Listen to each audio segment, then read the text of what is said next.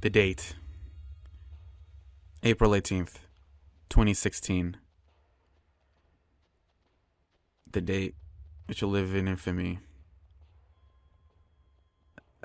as the date I made a big mistake. Hey everyone, it's time for Hyperlight Drifter. Or at least it was at some point. And I made a big mistake. Like a really big one.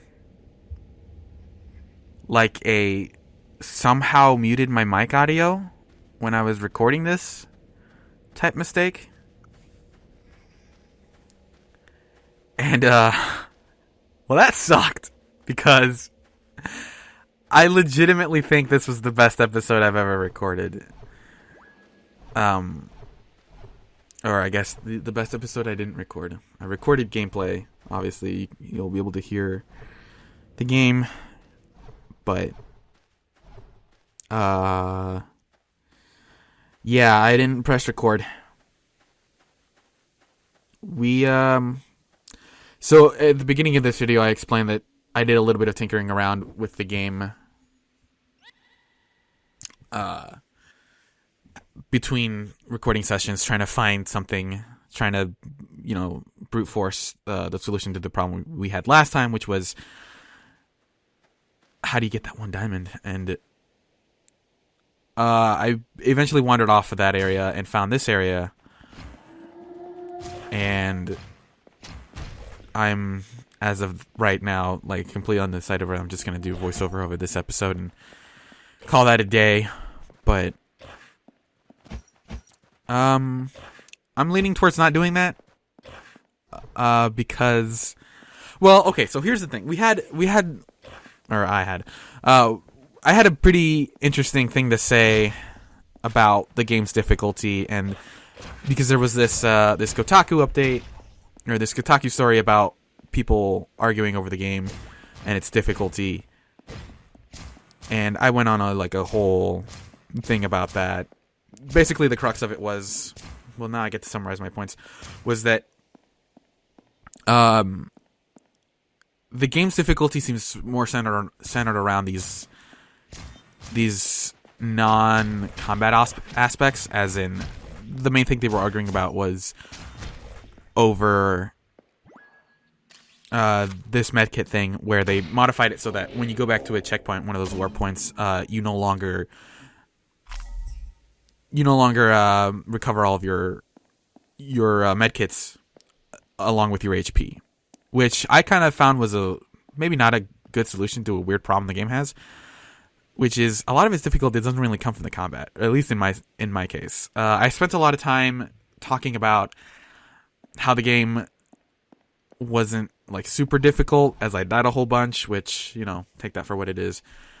But the crux of my argument was that even though maybe some of those changes were a little weird, and I definitely don't like the checkpoint system in this game, which feels maybe a little too punitive. And I made a lot of comparisons to, well, I guess I tackled a lot of the comparisons this game has to Dark Souls. A lot of people have been making comparisons to Dark Souls because this game is hard, right? And that's what you do at this in this age, is whenever something is hard, you compare it to Dark Souls.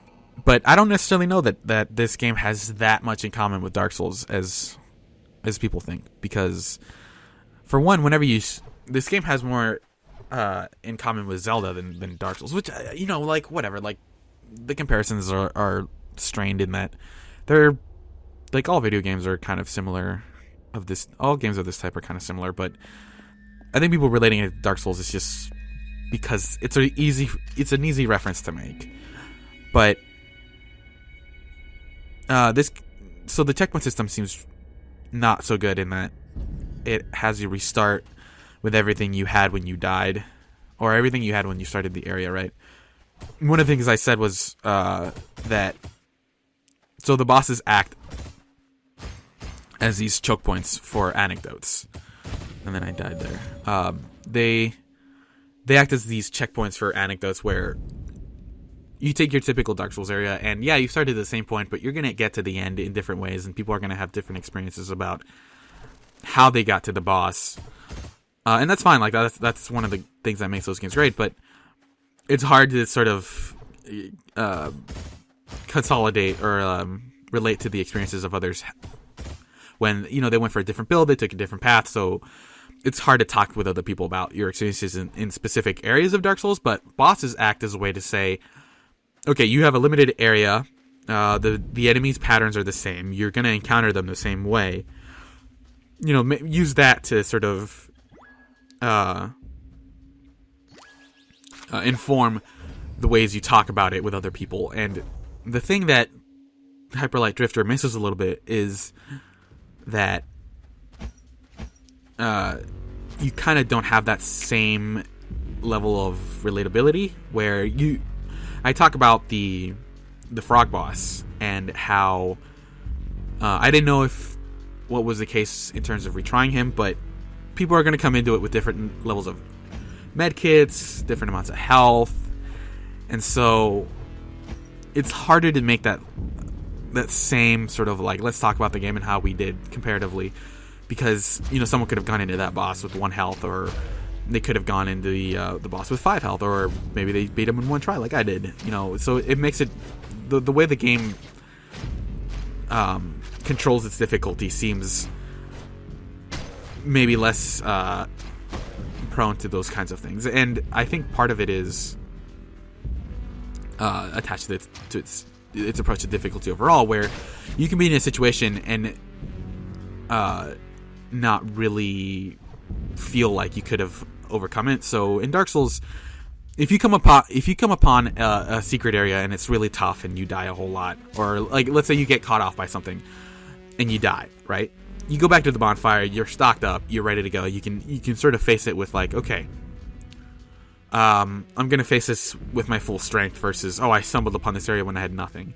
In Hyper Light Drifter, you're left to face that area again with the same amount of health and the status you were in before, which can lead to a lot of situations where you're thinking less, oh, I could have done it if I had just done this better, because this is all I'm gonna get. Like, I'm only gonna get X amount of Estus flasks, and yeah, you can go upgrade that stuff. But in that moment, you can sort of fall back on like, okay, the game very much expects me to get through this area with what I have now, versus Hyper Light Drifter, which it makes for a few scenarios where you can encounter them and say, well, maybe I'm not supposed to get to this area with, like, maybe, I mean, obviously I can get through, you know, any area without ever getting hit, but maybe that wasn't the intention here, or maybe they don't expect you to get through the boss with that amount of with health, and so it makes it hard to have consistency. So I talk a lot about that, sort of in a more I kind of beat around the bush a little bit trying to figure out my point. And then I sort of what else did I do? It's kind of hard to remember something I just said about an hour ago. I keep mentioning that. So at one point I get another diamond, and I think, okay, I'm gonna try to go back to that door, and there's I encounter a little problem. We overcome it, and we actually have a pretty good episode. But what else did I say? I'm trying to remember. There was something about there was I railed against the medkit stuff. I talked about how the combat seems a little bit at odds with the world, which I really like. I like the look of this game a lot. It looks pixelated, but it doesn't look like not to throw too much shade, but it doesn't look like something like Enter the Gungeon, where I'm not sure. I'm not ready to make a coherent point about this, but Enter the Gungeon seems to have like a certain style that looks like something I've seen before, where it's just like these little squishy, like these like squished up characters, and something about it kind of, the look of that game kind of rubs me the wrong way, and part of it is because it looks kind of weird, pixelated style. But I really like the look of Hyper Light Drifter, but the combat, I think, kind of, it's fun. Like I think I'm getting a lot of it, but that's the other thing I said, is that the combat feels fine. I'm having fun with it, but part of it feels imprecise because the dashes don't seem to like work 100% time the way you expect them to. Combat seems more about like choosing a direction to dash and then mashing X and then dashing out. And having gotten the shotgun, it feels like I can just sort of circumvent part of the game where you have to aim your gun, and in this game you just kind of press right trigger wherever you're moving, and then like the target dies. And it's only now that I have a thing that a weapon that lets me circumvent part of that I feel like I'm doing pretty well at combat, where before I was kind of struggling. So the combat feels a little bit imprecise, and I also mentioned how it has a little bit of that Fez thing where you're trying to decipher symbols, but it's not to the extent that Fez does it, which it shouldn't. But once you figure out what a piece of gold is, you don't necessarily do anything with that. You just sort of use it to buy systems, or there's not as much of it. You don't have to figure out as many things. I don't think it's meant to be sort of cryptic in that same way, but I haven't been able to pinpoint what it is about this game, but I like it, but maybe I'm not falling in love with it the way I thought I would. Looking at the trailers and stuff, this is when I wanted to do something like a Let's Play.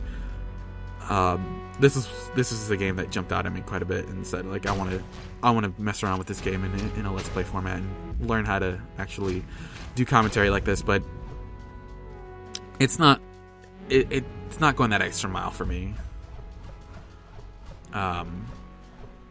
Speaking of that dash, one of the points I made was how one of the achievements was for getting 800 dashes in a row in that area. I want to say it's in that training area. It has to be. It's the only place where you could feasibly count and do it. And that seems like a weird achievement, because what is that really testing? So, like, it's testing your skill, but at some degree it's also testing your patience, and it's testing your ability to press a button a number of times in a row, and how that could be maybe a little hard for people who don't have the muscles for that, because one of the reasons I kind of have laid off something like Street Fighter V, which I've been playing a lot of, one of the reasons I've kind of scaled back the amount of time I spend with it was because my hands started to hurt. Like, literally they started to hurt because of how much I was playing that game. So to offer an achievement like that to, like, yeah, I mean, it's fine if people want to get it, but what does that say about your game, right? And part of me also feels like this game isn't maybe worth investing that much into it. Towards the end of the video, I ask whether or not I'm going to go back and get some of the things I've overlooked, like that gap and the gap in that one southern area or northern area we were stuck on. Whether or not I'm going to go back and try to get that, open that locked door and get that one bit of gold across the gap. And I think my conclusion was probably not, because for one, I want to make these enjoyable. I don't want to either look at guides or try to struggle to figure out a solution for too long. I mean, I spent an entire episode doing that, so I don't have too much of a problem, but having a whole game where that's the whole point is, or having a whole playthrough that's the point, is not something I find really appealing. But I think the fact that the game hasn't earned that I'm not super obsessed with finding all of its secrets, I think kind of speaks to where I'm at with it. I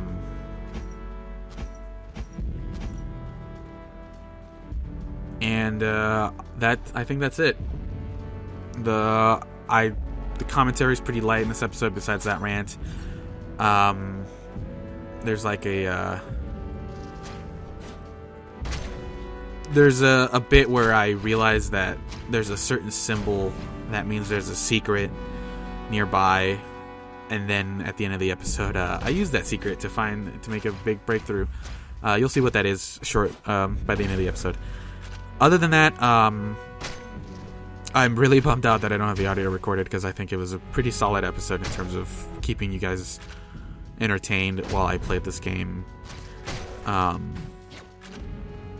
I'm just adding this voiceover after the fact, obviously, but feel free to not watch the rest of this. But if you want to see how much progress I make, a lot of progress. That's the other thing, is that maybe I would have just uploaded gameplay if it was just me fucking around for a while.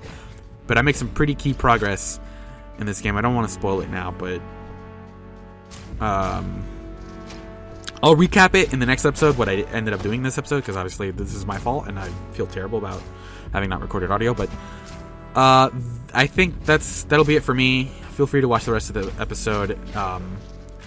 I wouldn't say it's like a must-watch, but I make some interesting progress. I just noticed something there. I'm gonna go back to that. But yeah, that's it for me, guys.